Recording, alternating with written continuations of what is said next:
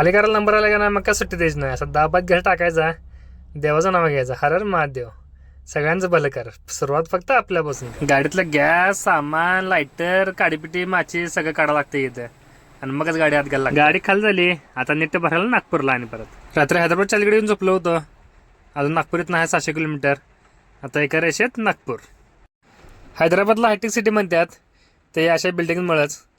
ह्या सगळ्या बिल्डिंग दिसतात ते बिझनेसमॅनच्या बिल्डिंग आहेत. इथं कुठली कंपनी नाही अशी नाही, सगळ्या मोठ्या मोठ्या कंपन्या आहेत तिथं. नाश्त्याला वडा, डोसा, वडला दाबून आता दुपारपर्यंत बघायला लागत नाही. असल्या थंड वातावरणात गाडी चालवून मजा फक्त एका ड्रायव्हरलाच कळत्या. मोकळा हायवे आणि थंड वातावरण, मग काय सुट्टीच यायची नाही. कायम बघल तो बॉर्डर जाम असते. ही बॉर्डरवाल्याला फक्त एंट्री घ्यायची माहिती द्या, गाड्या काही काढत नाहीत लवकर. गाडी मोकळी असली की ग्रीस चांगलं बसतंय, त्यामुळे ग्रीस पण मारून घेतलं इथं.